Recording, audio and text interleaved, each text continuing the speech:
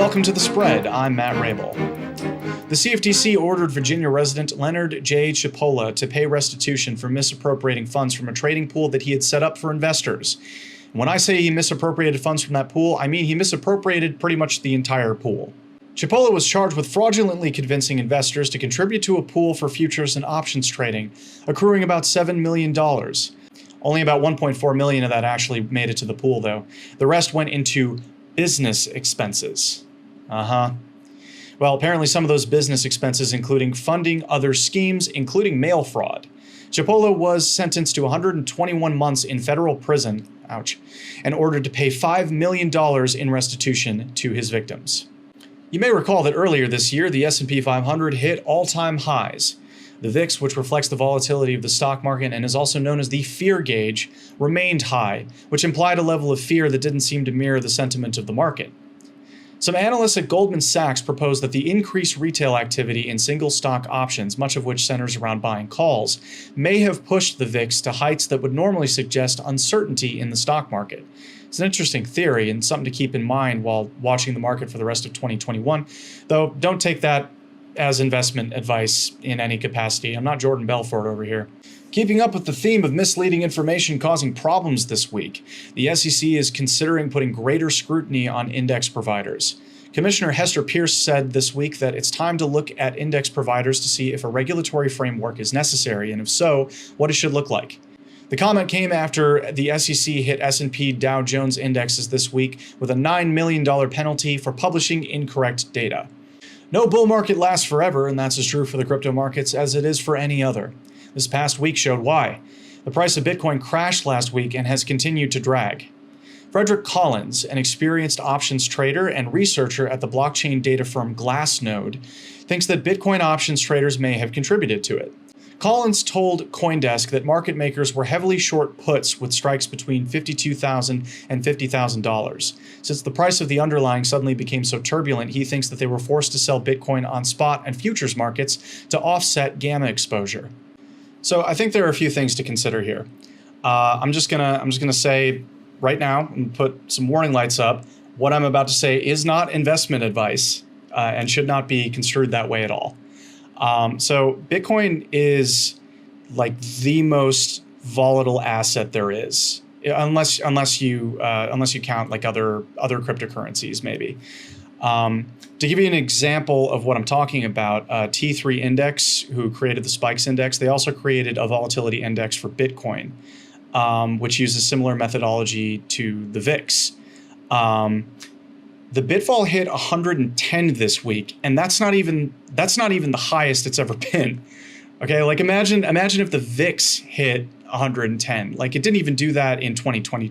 And 2020 was crazy. If you invest in Bitcoin or have any kind of interest or stake in it, volatility is just part of the game.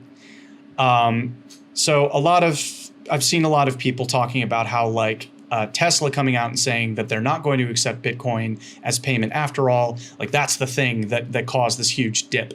And the reason that this CoinDesk story interested me is because the CoinDesk story kind of points out that there's never one thing going on, especially something as multifaceted as Bitcoin. So Tesla coming out and saying that they're not going to accept Bitcoin as a payment method despite the previous bullishness of the company for Bitcoin and the bullishness of their CEO for Bitcoin.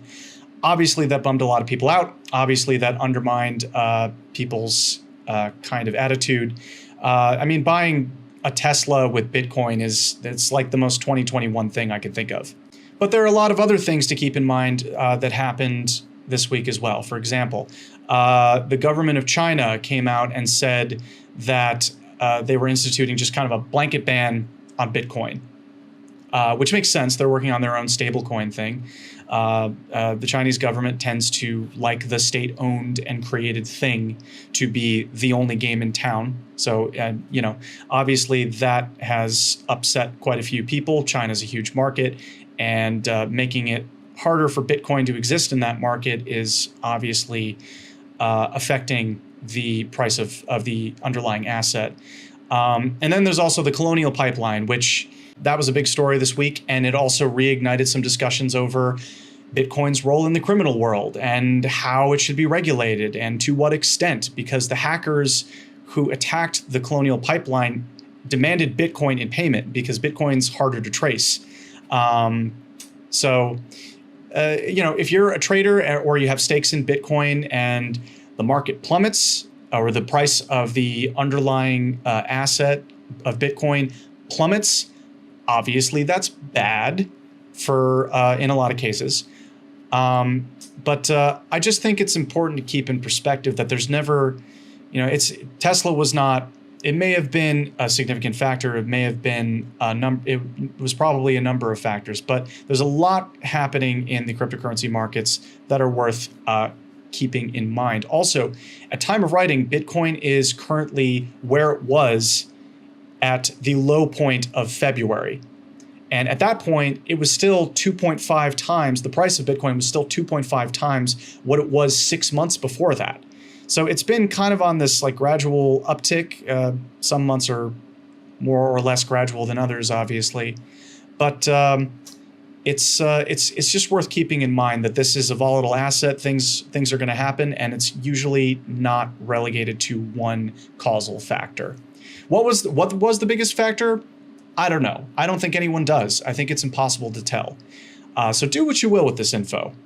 Just keep in mind that there are usually a few things affecting these things. We've got a new interview with Jim Navati and Ravi Jain from Sterling Trading Tech, another with the Small Exchanges CEO Donnie Roberts. Check those out at johnlothianews.com, and be sure to follow us on LinkedIn, Facebook, and Twitter, especially Twitter. We've got a lot of different Twitter handles for a lot of different things like options, markets wiki, and more. If you're watching this on YouTube, be sure to like and subscribe so that you can get notifications of new JLN videos as soon as they go up. And that's going to do it for the spread this week. So until next time, stay safe and happy trading.